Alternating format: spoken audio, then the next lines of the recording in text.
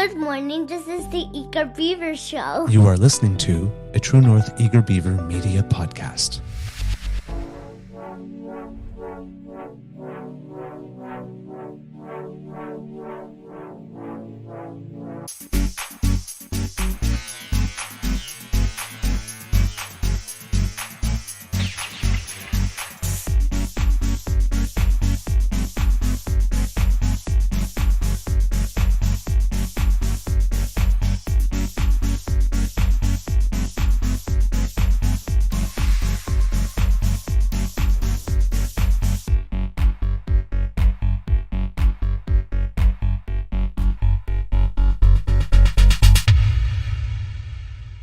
The True North Eager Beaver podcasts are proudly brought to you by our founding sponsors, the Miss V Mysteries from Corvid Moon Publishing, your source for science fiction, fantasy, and cozy mysteries featuring a broad diversity of characters.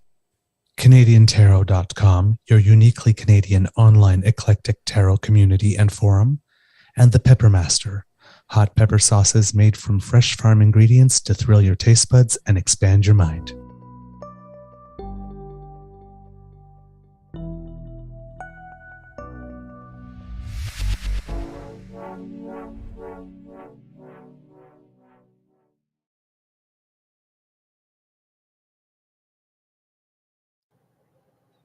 Good morning and hello, kids.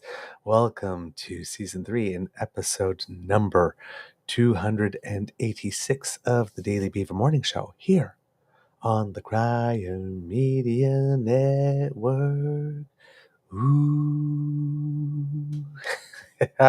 Today, recording day is Tuesday, January 2nd. Yes, 2024. I do not know why I'm having trouble with dates the last 2 days, but it should be easy. 1, 2. Even when I was programming the show the other time and near the end of the year, when you go on Twitter to program, it puts you 5 days ahead. So I was putting December 31st, and then I was pressing save, but it was saving December 31st, 2024. And it's like I noticed, it's like, oh, God, I have to go back and redo all the work. Yeah. Seriously, why can't they just put it to today? Just set the date to today. You're ahead. Yeah. So, I've been having trouble with numbers.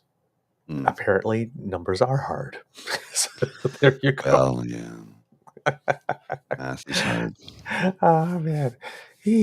All right. I'm your host, the Eager Beaver, pronouns he, him, hey, Mr. Beaver A. And with me, as always, is my good friend, Mr. Grizzly.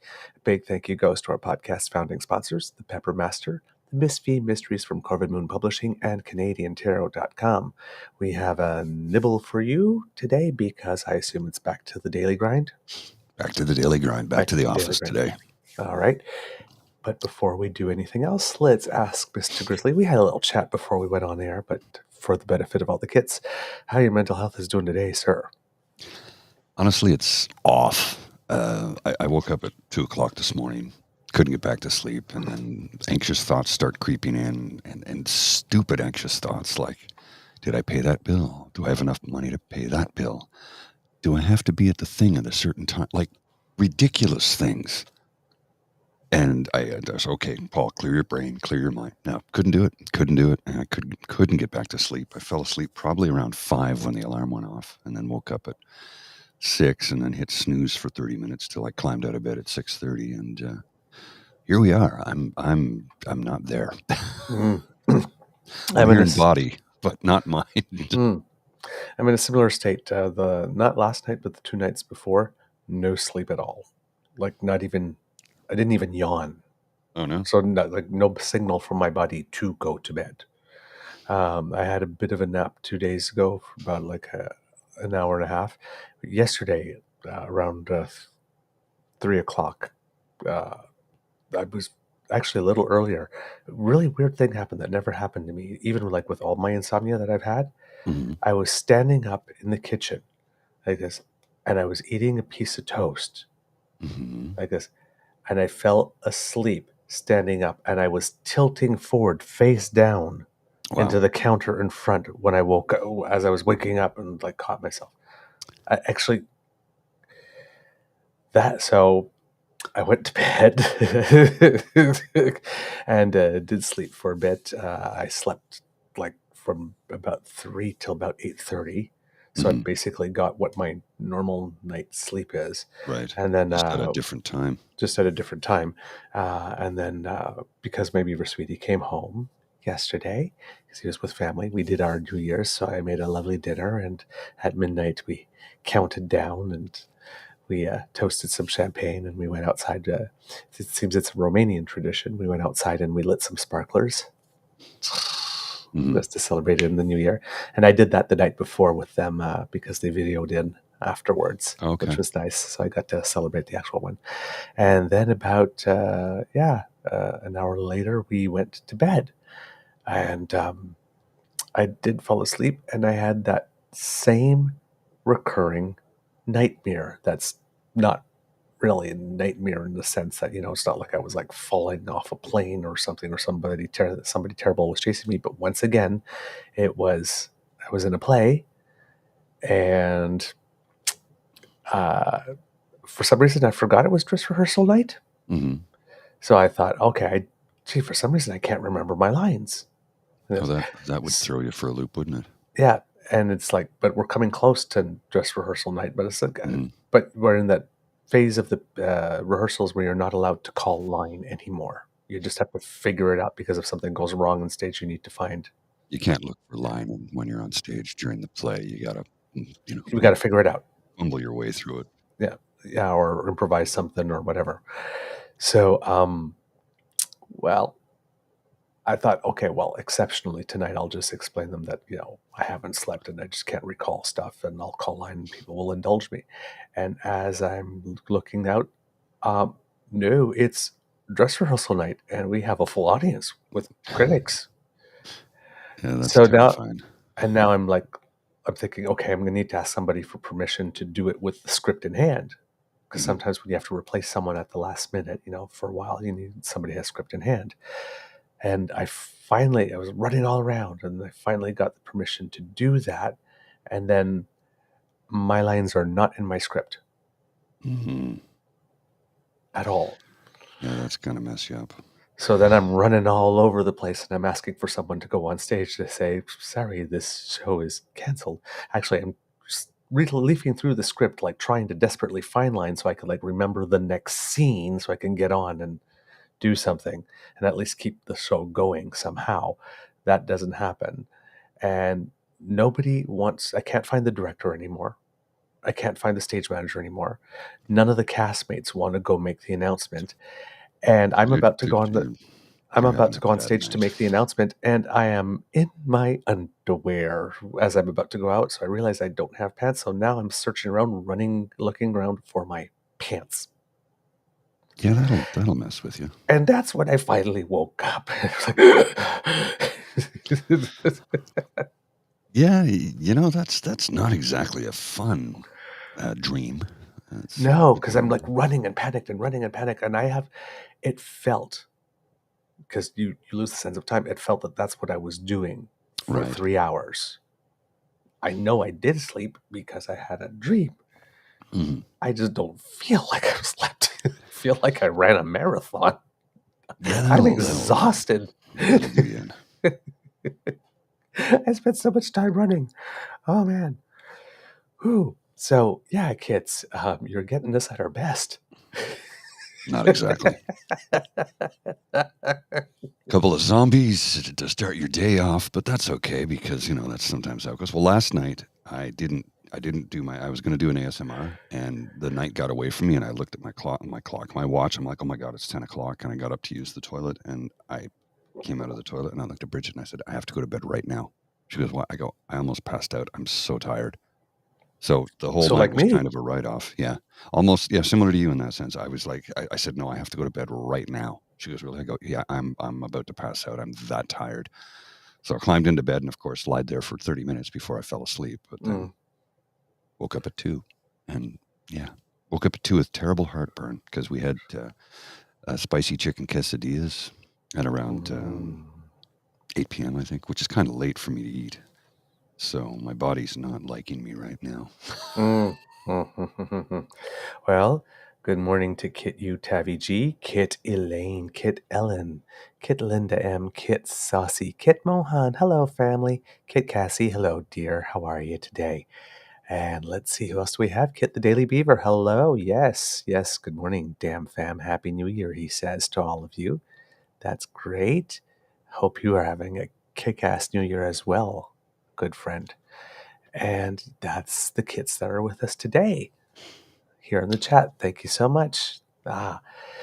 Today, I'm cheating a little bit, kits. Well, we have a couple of things to address. Yes. And I've got a video queued up that you wanted me to queue up, so Yes. I can bring that up and we can get rolling with that. All right, let's do that.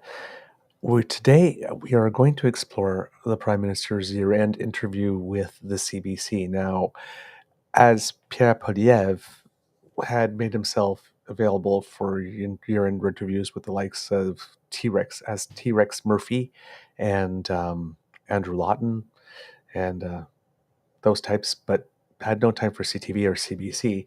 The Prime Minister had time for CTV, CBC, Global, and I believe City News. Yeah, so he did what the Prime Minister does and did his job, which makes one wonder if Pierre Poilievre was ever to be, ascend to that level, which we're going to do everything in our power to make sure that never happens. Would he even address things that he's supposed to address, or would he just run away and hide? And I'm getting the vibe that he would run away and hide because, well, we all know him to be a coward. And he will only take an interview from somebody who will give him favorable play. I mean... Yep. Well, that's the reason why he didn't do one with a major network now, did he? Yeah. Just with the Friends. private equity-owned... Andrew Lawton is part of the Canada Proud, is it? I believe so.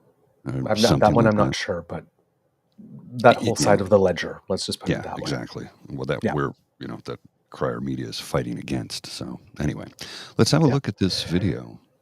All right. Do you want me to start at the first clip or from the very beginning? Let's start from the first clip specifically. Okay. We don't need to do all the pleasantries. Okay. 1 second. Country is making a huge difference already. Do you think that young people need to start thinking about the idea that they won't be able to afford a home? No. That they will be lifelong renters? No, I think young people are rightly worried about that because right now the situation is so difficult. But the things we're putting in place means that young people will be able to aspire to own a home. And I take that almost personally because when we elected in 2015, it was because a whole bunch of young people who'd never voted before, even into their early 20s, came out and supported us for the first time and the only time. And we made a commitment to them. We were going to make things better, even as we knew things were really, really difficult. Well, are you still wearing enough? Oh, come on. Seriously? Yeah, of course, because of the account I'm using doesn't have. Yeah, I'll speed past that because I have a couple of accounts. I love it. One of my accounts I pay for, right, and I avoid ads, but obviously this account isn't one of them. Superstar. So let's back that up.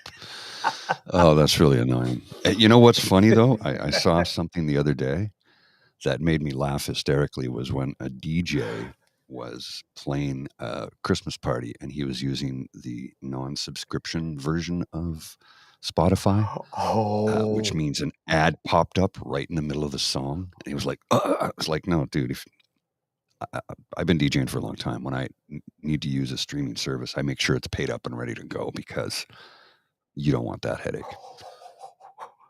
This is just funny. I like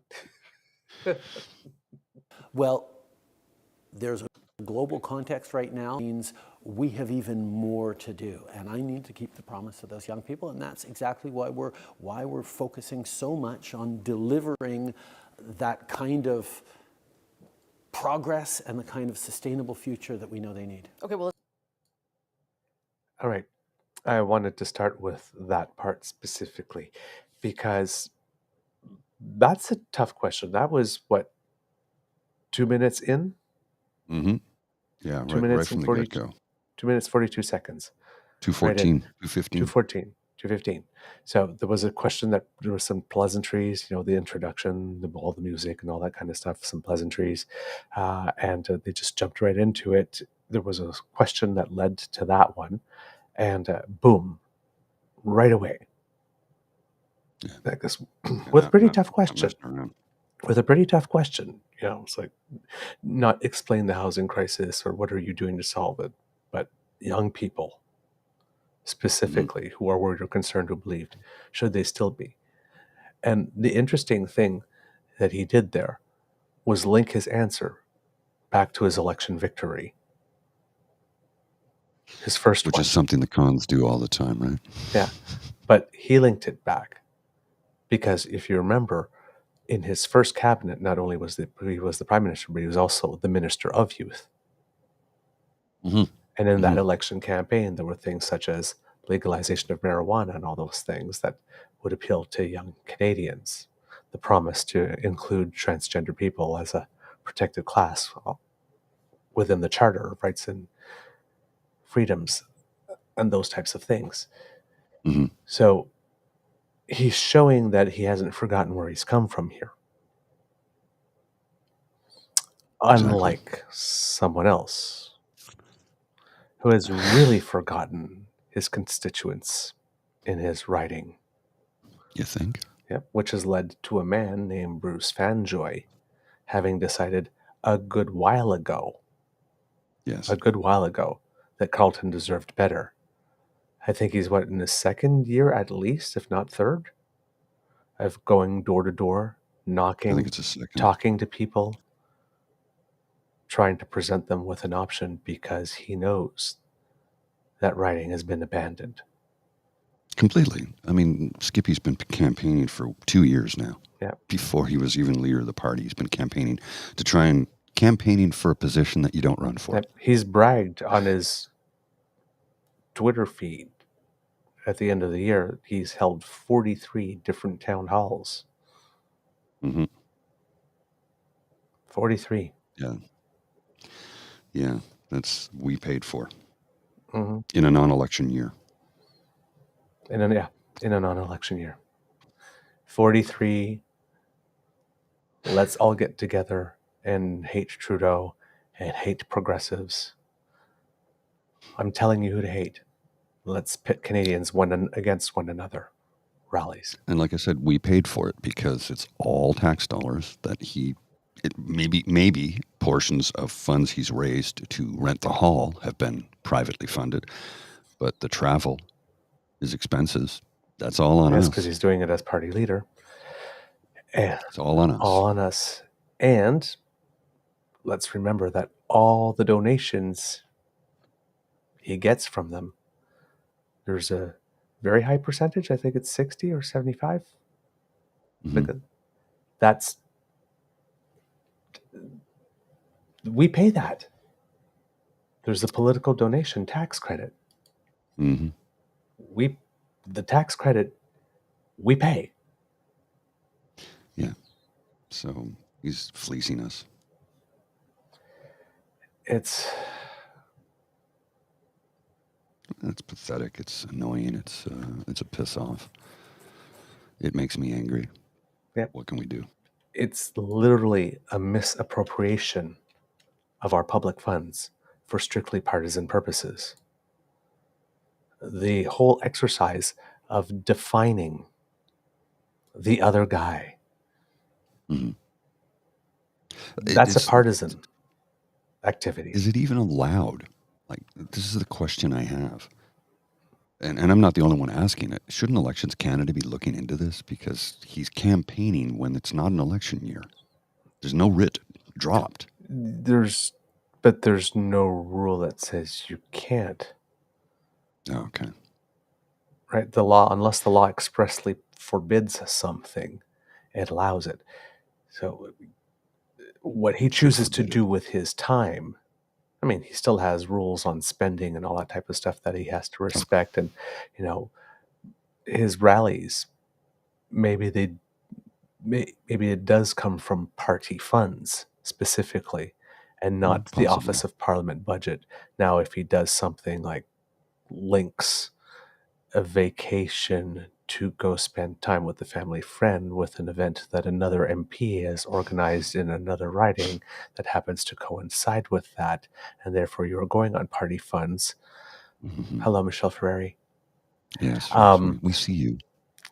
That may be a little more dicey, but you still have that fig leaf that you were going to a series of events that was organized by another party member in another riding, and you are the critic, not shadow minister because it doesn't exist, of whatever it is that she is. Family, I think youth and social services, which she really should not be, of all the portfolios.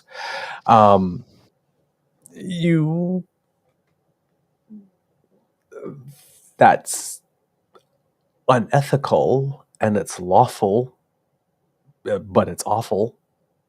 Yeah, it's terrible. Right? It's not an explicit violation. It's just that, if it gets out into the public, it creates a little mess that you need to clean up, where all of a sudden you have a whole bunch of additional videos explaining. It's not a vacation, it's a trip. When you bring the kids, it's a trip. It's work. Nice try. So, well, they tried to make hay out of the Prime Minister's vacation, which turns out to be less than the average Canadian. So, and nobody knows where PP went. No, he's been missing for how long now?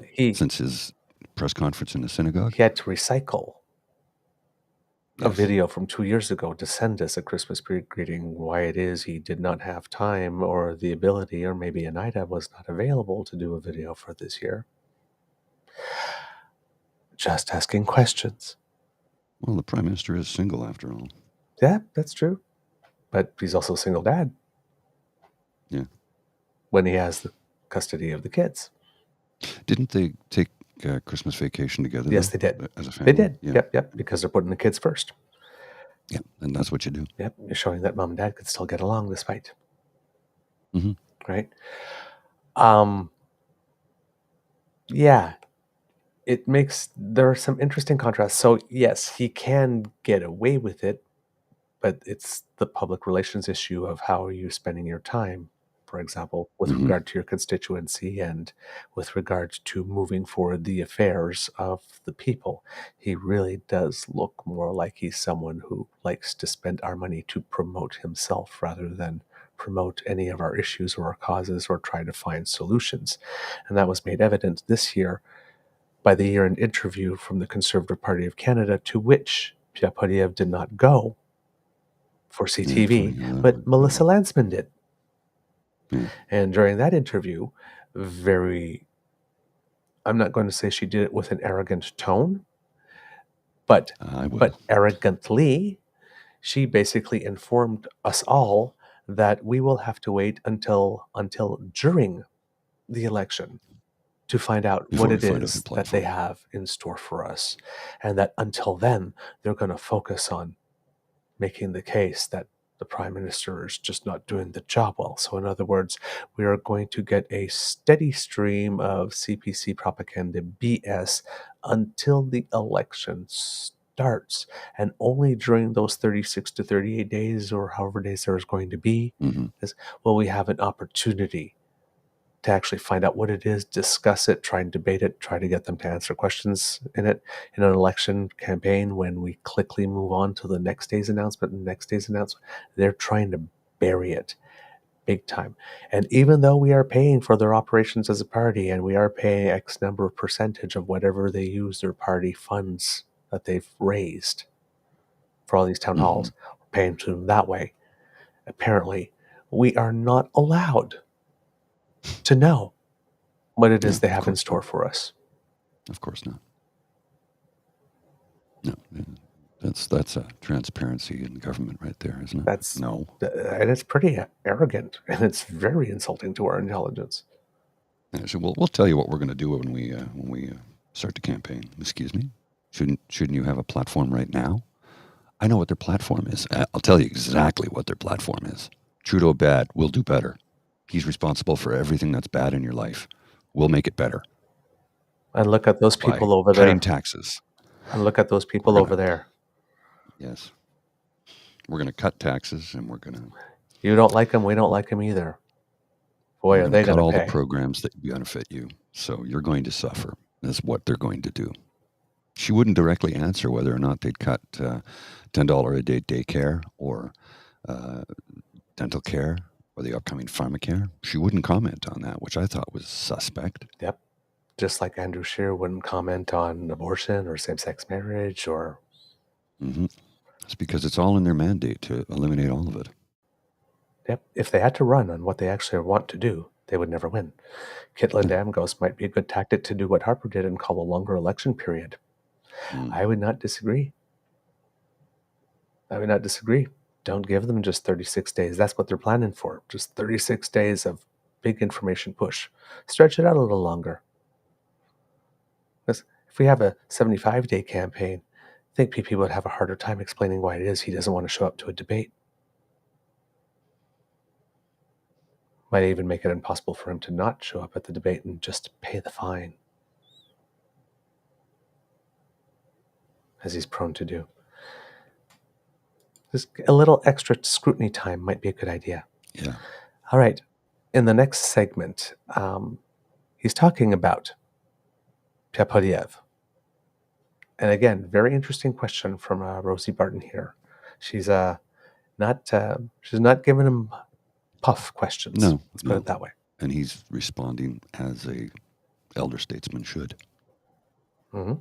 Okay, well, let's talk about some that are still difficult. The rate of inflation has declined. The food inflation is still punished for a lot of Canadians.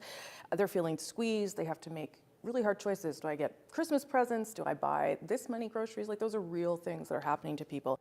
It does seem, though, as though Pierre Poilievre understood that and tapped into that long before you did. Oh, absolutely. Well, why is that? Why did you not see that? It's not that he understood that. It's that he's done a really good job of reflecting that back and amplifying it to people. We've been hearing that across the country for years But now, why did you particularly not out of the reflect it pandemic. back and amplify it back? Why did that room why room left to him? Necessarily left to him when you're trying to solve an extremely complex situation that require a number of different solutions. Yes, we delivered a grocery. Yes, we cut childcare fees in half. Yes, we stepped up with increasing the Canada Child Benefit. Yes, we're working on competition to make sure that the big grocers, don't take advantage of the very small number of very large grocery chains in this country. Those are all complex and different paths. Sure. Whereas if you're just shouting and saying it's Trudeau's fault. He's raising the price of everything because he's fighting climate change and put a price on pollution. That's a really easy message. And the things that we are doing are meaningful and real and thoughtful, and we're busy doing them, not just sort of taking out YouTube space on amplifying those concerns. But is it possible that people no longer like the solutions you have, or no longer think the solutions on the table are adequate? I don't worry so much about that because they're not looking to Poilievre because he's got all these solutions. He's not putting any solutions on the table at all. The solutions he does venture forward, people, experts, not us, criticize as riddled with inaccuracies and unworkable and not going to solve the problem. So we are putting forward meaningful solutions. It's just so much of this is linked to international context. Inflation's high everywhere. It's better in Canada, but that's no comfort when people are having trouble paying their groceries. This is a reality right now that we are working incredibly hard to solve day by day, step by step, and it's starting to work. But Canadians are still frustrated at not feeling it yet, and I totally understand that. The home.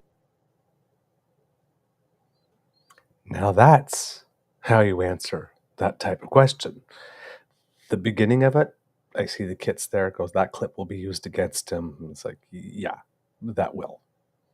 The bit, they'll take that first bit. And when he goes, yes, it's like, well, I'm saying yes to the fact he amplified it and was effective at amplifying it and reflecting back.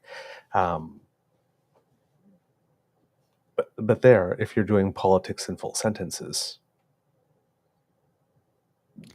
that's your answer. That, because PNC By goes, that was pretty much a perfect answer. Mm-hmm. Right? He empathized with people going on, with what people are feeling.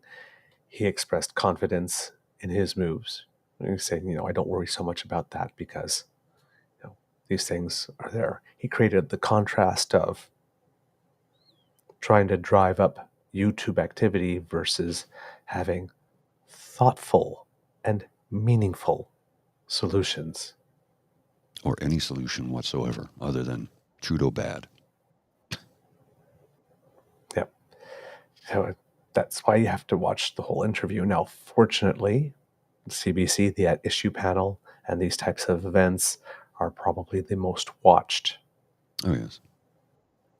types of events when it comes to that. So this message will get out to many people, but it gets out once. Mm-hmm.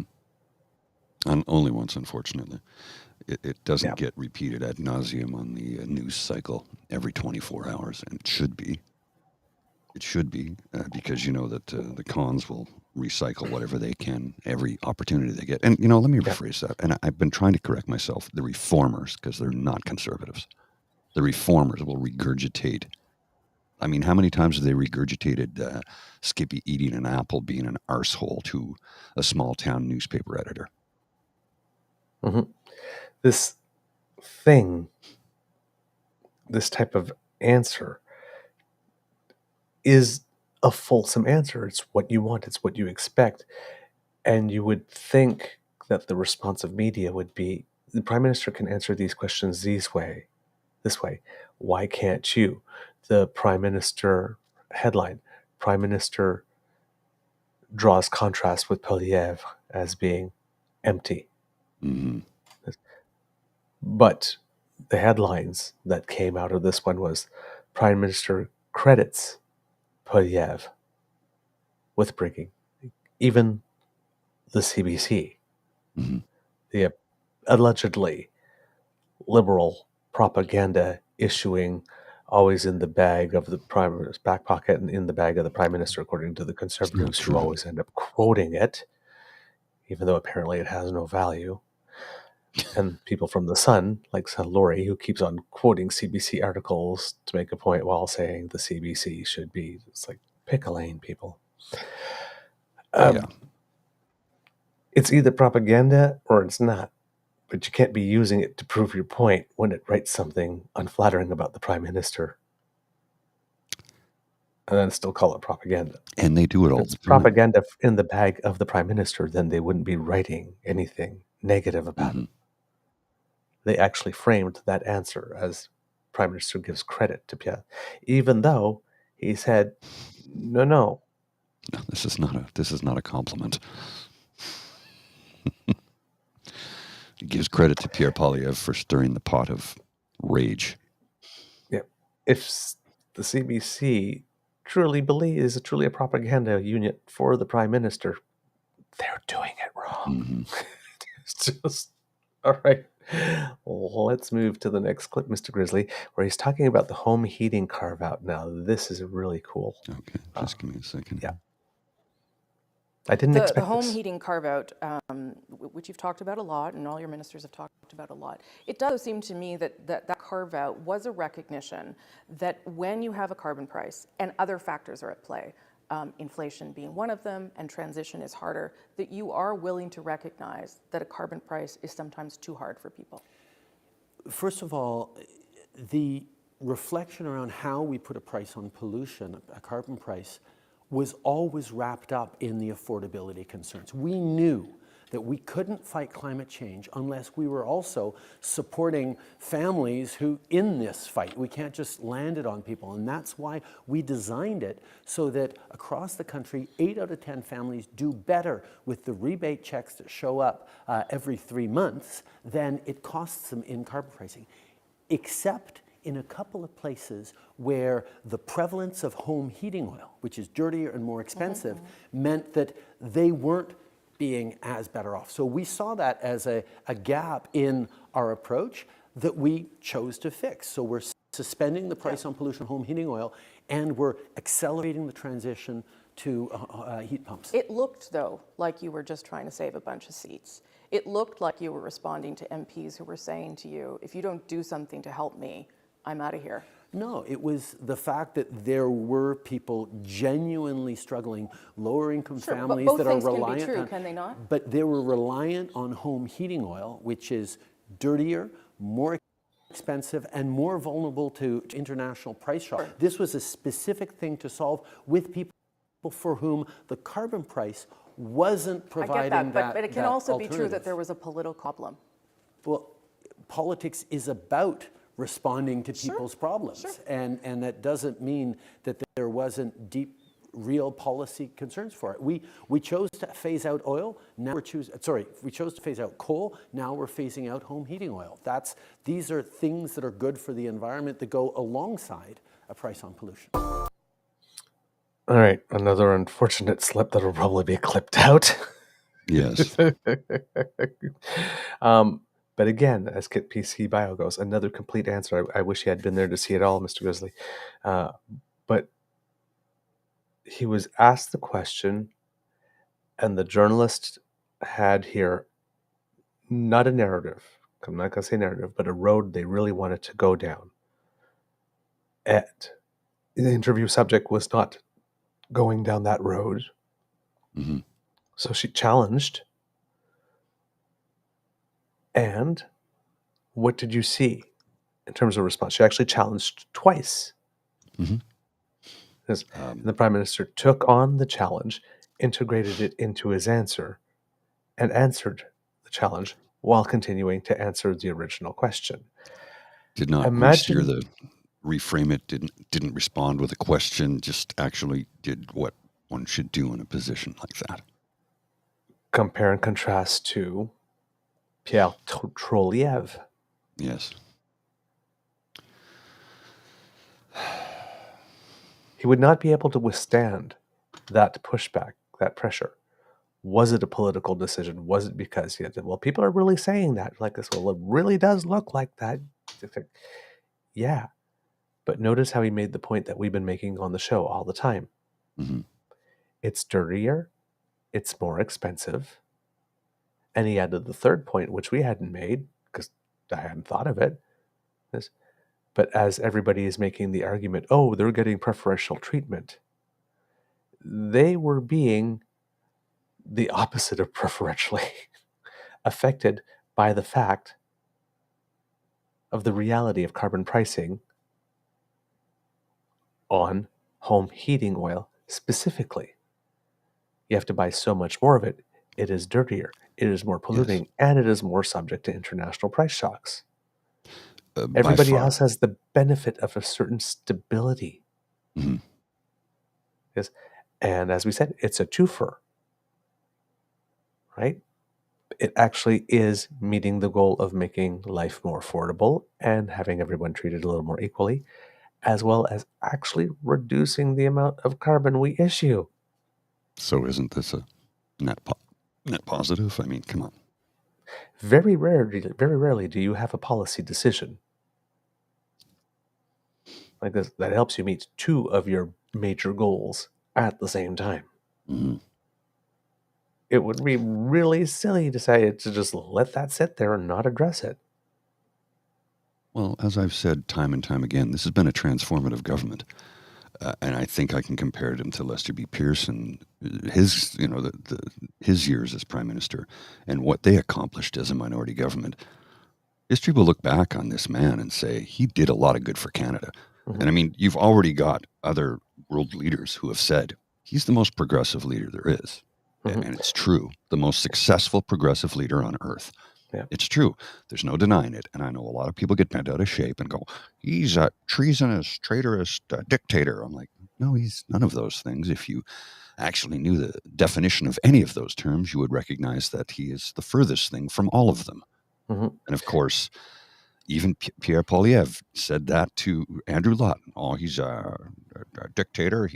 I'm like, oh my God, he's an authoritarian. Like, Are you looking in the mirror describing yourself? Because that's who you are, Pierre Poilievre, calling you out.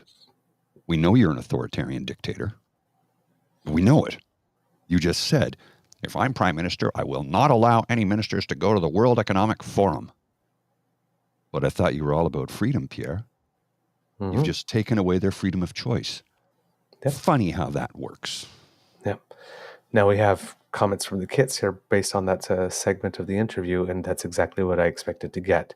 Some kits going, yes, Rosie, I believe both was true, because both was true.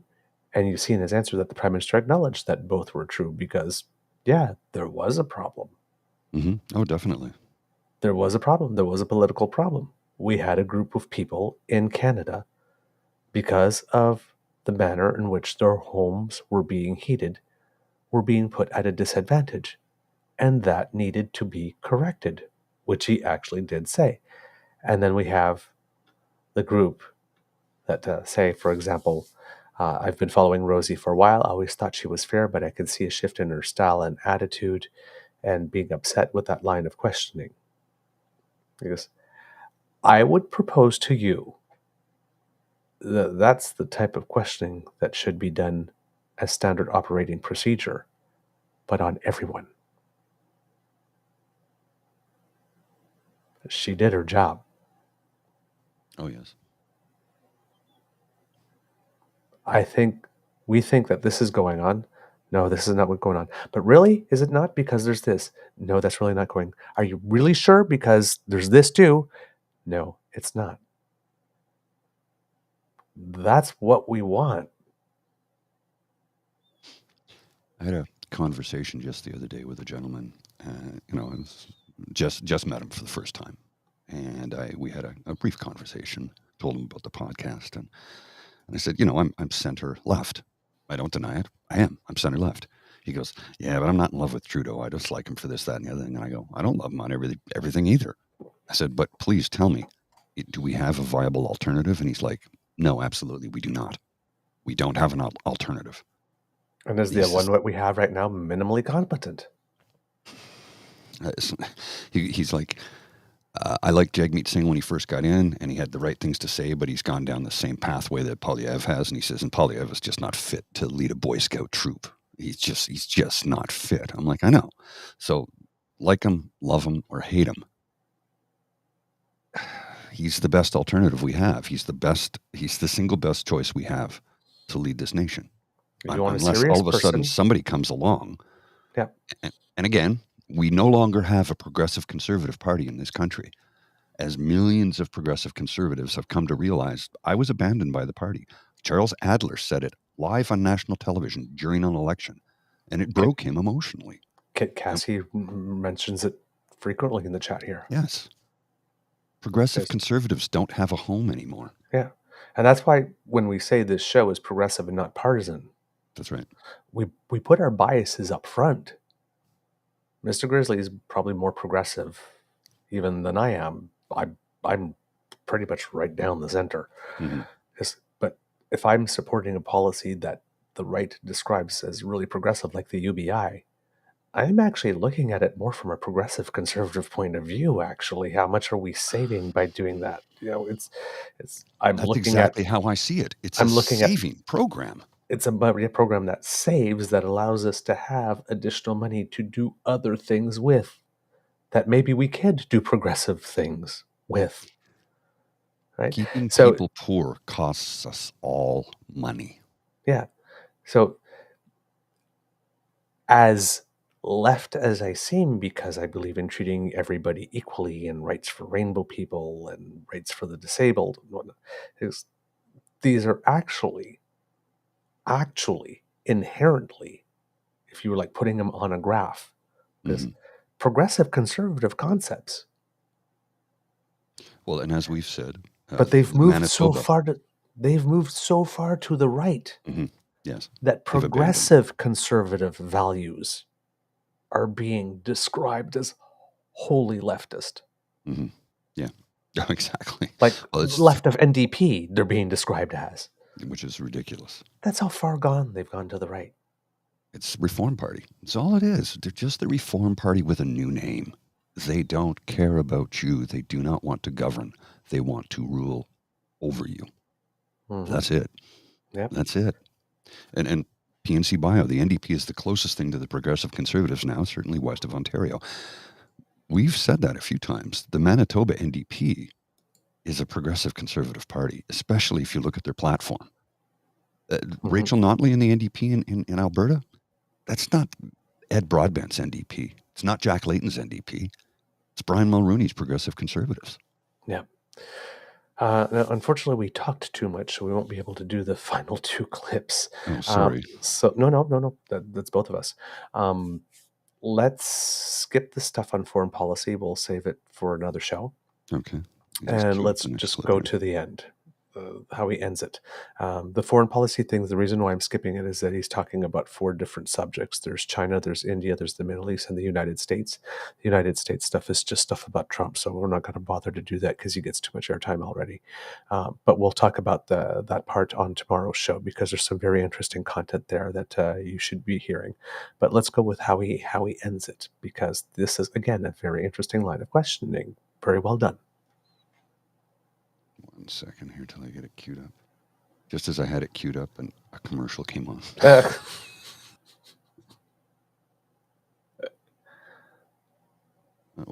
I muted it. Sorry. The challenges that Let's people have the question. The Liberal Party and this government. with the I would say So we'll you're set that up struggling again. a little bit too. Is there anything that would convince you to step aside and let someone else lead the Liberal Party and this government? listen, with the challenges that people are facing right now, with the way the world is going now, and everything that we are doing that is making positive differences in a very difficult time that isn't done yet, I wouldn't be the person I am and be willing to walk away from this right now. There is so much important work to continue to do at a time where it is really difficult. It is really challenging. And the global winds that are fitting not just our democracies, but our economies, our social cohesion, mean that the things that we got elected to do, whether it's fighting climate change, reconciliation with Indigenous people, strengthening inclusion and opportunity, and doing it all with a focus on the middle class and people working hard to join it. I think where would we be right now if we hadn't brought in childcare, if we hadn't shown leadership on climate change and drawing in global investments? We have more to do, and right now, all that is going to be at stake in the next election with a very clear choice of either going backwards and doing less or nothing on climate change, on reconciliation, on inclusion, on growing a strong economy in meaningful ways, or do we keep rolling up our sleeves and delivering for Canadians? You also had some personal challenges, some changes in your life, in your family and your separation with your wife. I wonder whether you think, now that you've had a little time to consider it perhaps, whether it affected your ability to focus on your job? Because those are some heavy things happening in the background. There were, I wouldn't... I got to think about, I realize as a journalist, it's a question that she needs to ask. Yep. I get it. And it was a legitimate question. Yes, it is. It is a legitimate question. Still kind of. I and I know that's why I wanted to play this section, because I know there will be reactions. Why is she asking these? She's asking these because these are the things that are being set up by the other side, and she's giving him an opportunity to push back. Right? It's what you do with the question. Because it's like people are asking the question has been asked, and these are fair questions. It is a fair question. Has it affected your ability to do your job? That's a legitimate question. So all this is depends on what color of glasses you watch this through. If you're watching this through rose-colored glasses, thinking, okay, well, not rose-colored, but rosier than the glasses that the Conservatives want us to wear. Let's put it that way. This is a question that's on people's minds. It's an accusation that has been made. I'm giving you an opportunity to respond to it. How you handle the questions up to you. Remember, as you handled the Mhm. pushback in the previous one, by asking and insisting, you're asking someone to really defend what it is that they're saying, to stand up, and you see whether or not the answer falls apart. The Yeah, answer did watch the not fall rest of apart this. in the previous section. No, so it's not going to now. So it's not going to. So this is a question. You can't do a year-end interview with a leader of a nation that has had a public divorce Mhm. And ignore it. and not ask the question, because Mhm. everybody watching goes, she didn't ask, right? You're saying, I Yeah. can't No, believe she didn't ask. it's a It's legitimate question. It is. how you ask the question matters. And It's not like he hasn't lived this experience either. exactly. As a child, his father went through the same thing while he was in office. Yep. So let's look at the rest of the answer. I wouldn't say directly because I have an amazing team of extraordinary ministers around who are doing great work. But one of the things that this personal process and personal year has led to me was a renewed focus on the things that really matter. And for me, at the center of it is building a better country and a better future for my kids. And recommitting myself to that specifically, and to the work that we still have to do to make sure that Canada continues to be the best country in the world. That has given me new energy, and I'm excited about all the very real challenges we're going to face in 2024. Where do you find optimism right now? Because I think that's something Canadians are struggling with, right? I think there is a frustration, anger, impatience, all those things. And I wonder where you find that and where you would tell them to find it. Two things. First of all, a lot of the things that we're putting into place now are going to be delivering in the coming years, as we're seeing inflation getting under control, as we see interest hopefully coming down in sometime in 2024. That's going to take pressure off. As we see $10 a day childcare become a reality across the country. But the building blocks are there. But even that's not even where I draw most of my inspiration from. It's our fellow Canadians. We saw it during the worst forest fire season in history over the summer. The way people stepped up for each other, the way people were there for each other, the way people are there now with food banks, with supports, the way communities are coming together. Yeah, they're united and all being mad at the federal government and the governments right now because there's something to be mad about there. But at the same time, those people who throw up their hands and say, oh, Canada's just broken, couldn't be wronger, because Canadians are not broken. They're facing really tough times. But we're doing what we always do as Canadians. We roll up our sleeves, we're there for our neighbors, we lean into the headwinds, and we succeed. Some people don't buy that, though.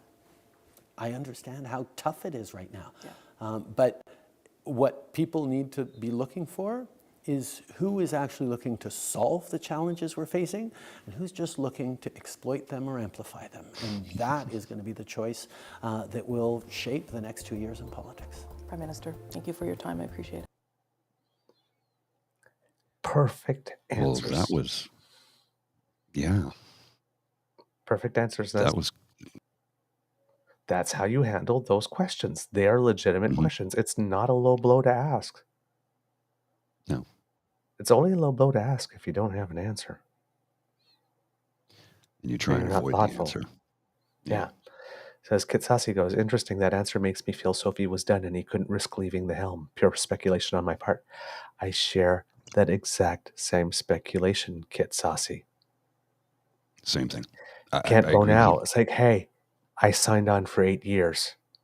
That was it. And look what's happening. Look at the tide. Look at this stuff, like what they do to our kids. Look what they do to us. Look at they go to an event like this, and they're throwing rocks at you. It's like, I do not want to get a phone call that you were at a town hall and then something happened. I don't like that they're bringing our kids into it just because you decided to take them to see Barbie. Like this. Yeah, And yeah, then, all of it, because right? remember when he took his son to see Barbie, it wasn't just like virtue signaling went right. It's like, hey, is that your husband, your new boyfriend? And then when he took his daughter to see Oppenheimer because of what she was wearing, Yeah, slappy one. they labeled it Kroppenheimer. Yeah. So Right. I can I understand believe, someone saying, you know what, I'm out. yeah. Oh, and I think you're right about that, Ree. I honestly do. I think she just said, I can't take this anymore. It's gotten worse since we first got here, and I just can't handle it. And I understand that. You're only human, and you have limitations on what you can deal with. And and Sophie's been out of the spotlight for a while. Mm-hmm. She's been avoiding the limelight for a long time, probably because she's like, no matter what I do, they're going to pillory me. So screw it. I'm just going to step back in the shadows. And I think you're right. She just said, I can't do this anymore. I'm out. And he's like, I can't leave now. Mm-hmm. There are 40 million Canadians that need leadership and guidance. And look at the alternative. And I'm the son of a prime minister Yes. who is also transformative. Mm-hmm. So, and here you have an interesting battle where the minions and the trolls on the conservative side are calling the Trudeau marriage a sham marriage because, well, of course, everything's I'm rubber, you're glue when we looking at the Polyev marriage. There's lots of speculation as to whether or not it was a white wedding. Mm-hmm. First of all, and then you see the awkward videos and whether or not it's trying too hard, and then we're asking why it is he doesn't go to get his EDSA security clearance. Well, that would mean looking into certain things about people with whom he's now associated, including his spouse and her family. And he's not going for it. And then you look at a couple that just split up. So everybody's wondering if that one is actually the sham marriage show. Of course, I'm rubber, you're blue. No, the Trudeau's was a sham marriage as evidenced by the divorce. That's a fact. It's not a fact. None of us know the reason why the divorce happened. The Prime Minister hasn't speculated or talked about it in public. Well, they're not even divorced yet. They're just separated. Yes, well, they're separated. So nobody's talked about that.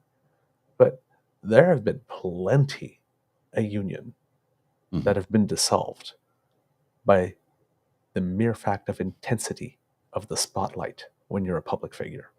Well, the amount of rumors floating around about Lorraine Harper, that she was rainbow, that she had a girlfriend, that she was dating an RCMP officer that was on the security detail. They were all just that, rumors. None of it was true. None of it was true. And I'd read these things and I'd hear about them and I'd discuss them with people and I go, I don't think any of that is true. I remember I heard some of them. Then I had a chance to meet Ms. Harper a couple of times. Lorraine's a lovely lady. I met her a couple of times. She was very pleasant. Our interactions were very pleasant. I've since seen her regurgitate some Reform Party stuff online that I don't care for. Well, it's not like we're close friends, so me calling her out is not going to make a damn bit of difference. She met me twice. We didn't go for tea at the Chateau Laurier. Right. She met me twice when I was working. So. Yeah. And there, again, we're presenting our best face. She's a lovely lady. Well, when she's dealing with people that are working in her home that can go out and say, hey, I've met Mrs. Harper. Mm-hmm. You can choose to not be lovely, but that probably won't be very useful. Well, I mean, she liked to ride around town on her motorcycle, so that immediately made her a lesbian. Yes, right. And really, I cannot say that I did not do the just asking questions things. I'm guilty myself. of it too. But I looked more into it, and after I met her, I'm like, that's not true at all. Not at all. Yeah. It's rumors that people like to float. I asked the question too. I did. I got sucked into the siphon of regurgitated garbage. I did like too. So many of us do. We're only human. I did too. It looked very, very convincing. Oh yes, but not a shred of evidence to back any of it up. Yep. So, Kits and Cubs, that's the end of this episode. Is it not, Mr. Grizzly? Yes, it is, sir. Yes, it is. All right. We hope that you love listening to us because we love making this for you. Of course, sharing is caring. And please, as a result, let your kits, your own Cubs, let them know about us and your peeps and poops as well. Right? Spread the word. Thank you very much. We appreciate everything you do to help promote the show. If you would like to make sure that you do not miss an episode, you can go to our Podpage site. That's podpage.com/The True North Eager Beaver, lowercase letters with a hyphen between each one of those words, sponsored by the Ray Girl. Unfortunately, Mr. Grizzly was explaining to me before the show what it was that was making it so difficult to get the shows up. It's really not for lack of trying, kids. No, on Friday's show, we discussed some of the technological issues we're having right now, and we're not going to get into it. But yeah, it's let's just say nothing is cooperating. Nothing is cooperating. I need a new computer, and I can't afford one right now. That's what it boils down to. That's what it boils down to. It's post-Christmas. I just got the bills rolling in for lots of stuff, and I'm like, ugh. Maybe that's why I wasn't sleeping well last night. Just start to think about all those things, you know. Yeah. Let's talk later on. We'll try and arrange something. Yeah. I'll try and arrange something. Because, at one point you're just going to have a mountain that's going to be so high that of stuff to do that it will be almost impossible to tackle. Insurmountable, yes. Yeah. So let's put our heads together and creatively find a solution. I think I can help there. Okay. All right. Let's see. Kind of got sidetracked there. Our YouTube channel. Yes, there we go. Our True North Eager Beaver Media Incorporated YouTube channel. Go over there and make like a kid Elaine and smash with our buttons. We have a trio of them. They're fun. They're delightful. They're Like, frisky. share, and subscribe. Click all those buttons. They like it when you tickle them. And to all the people that have joined us recently, welcome and thank you very much. And if you would like to help us to do more and you'd like to encourage us to do that, well, after you've paid all your Christmas bills, you go to your coffee page, or our coffee page, not yours. Well, I mean, it is yours because the Beaver Lodge is your home too, but yes, the coffee page there, to which Mr. Grizzly's pointing up there. If you scan that, but if you're not watching and you're listening later on, eventually, you go to our coffee page. It's weird where we are in time when you're doing two products at the same time. Yes. That's ko-fi.com/eagerbeaver, lowercase letters. And that's where you will find the Emergency Hydration Fund tip jar, where you can help our friend Caesar and hot chocolate and coffee and all of them just get our show ready for you. All right. From the Beaver Lodge. Oh, democracy is something that you do. Your XBB shots, donate to the Red Cross, write those letters, please. Just, there's a lot going on. We need you to be involved. All right. And if you have the ability to go to the Crier Media website and throw in a couple of pennies to help make that One Canada project a reality, that would also be very, very helpful. That'd be great. Yes. From the Beaver Lodge, this is your Eager Beaver saying it could be a tough world out there, so please be kind to and gentle with yourself. Mr. Grizzly, words of wisdom, please. Remember to breathe. Try and be patient. Express gratitude to those around you, and hold on tight, kids. The year's just getting started. Woohoo! And we got some fun stuff planned. We have some fun interview guests that have already agreed, so that'll be fun. Tomorrow, actually, we will have a cranky Canuck. Oh, he agreed to tomorrow. Yep, he agreed to tomorrow. Yes, Awesome. Absolutely. So that's going to be a fun I say time. he, it could be a they. I don't know. Yeah, and to maintain the mystery, it will pretty much just be Cranky Canuck, as we The know snowman Cranky cartoon. Canuck. Yes. Yes, and voice. But That's fine. That's excellent. that's fine. That's fine. We're good with that. All right. Mr. Grizzly, please roll the credits.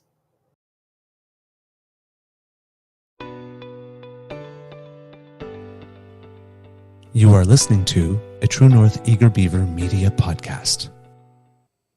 The True North Eager Beaver podcasts are proudly brought to you by our founding sponsors, the Miss V Mysteries from Corvid Moon Publishing, your source for science fiction, fantasy, and cozy mysteries featuring a broad diversity of characters. CanadianTarot.com, your uniquely Canadian online eclectic tarot community and forum, and The Pepper Master, hot pepper sauces made from fresh farm ingredients to thrill your taste buds and expand your mind.